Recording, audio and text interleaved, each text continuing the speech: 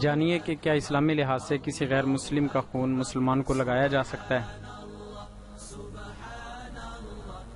سوال: جو خون ہم عطیہ کرتے ہیں وہ عام طور پر ہسپتال والے بلڈ بینک میں محفوظ کر دیتے ہیں اور اس کے بدلے پہلے سے موجود خون مریض کو لگا دیا جاتا ہے، اور ہمیں یہ نہیں معلوم ہوتا کہ وہ خون مسلم کا ہے یا غیر مسلم کا۔ میرا سوال یہ ہے کہ کیا کسی غیر مسلم کا خون مسلم مریض کو لگایا جا سکتا ہے؟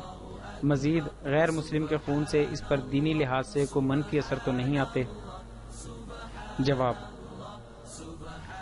اسلامی لحاظ سے یہ نہیں ہے کہ مسلمان کا خون پاک ہے اور غیر مسلم کا خون ناپاک ہے۔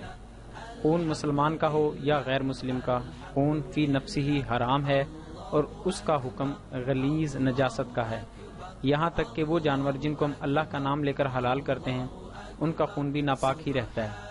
مریض کو خون کا عطیہ اضطراری اور مجبوری کی حالت میں دیا جاتا ہے، یہ روزمرہ کی چیز نہیں ہوتی۔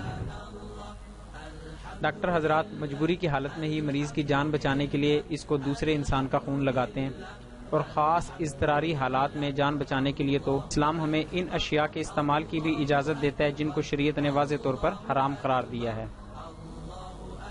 مثلا اگر بھوک سے جان جانے کا خطرہ ہو تو خنزیر کا گوشت بھی کھانے کی اجازت ہے، لہٰذا غیر مسلم کا خون مسلمانوں کو لگایا جا سکتا ہے، اس میں کوئی حرج نہیں، اور خون دینے والا چاہے مسلمان ہو یا غیر مسلم اس کا کام قابل تعریف ہے، لہٰذا غیر مسلم کا خون مسلمانوں کو لگایا جا سکتا ہے۔ دوسری بات یہ ہے کہ وہ خون دینی لحاظ سے کوئی منفی اثر بھی نہیں کرے گا۔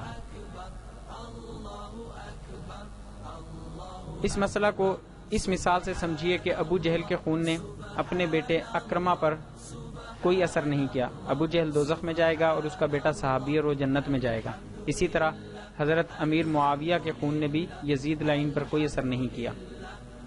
واللہ اعلم بالصواب۔ مزید اسلامی معلومات حاصل کرنے کے لیے ہمارے چینل کو سبسکرائب کریں اور دوسروں تک یہ معلومات پہنچانے کے لیے ہماری ویڈیوز کو شیئر اور لائک کریں۔ جزاک اللہ خیرہ۔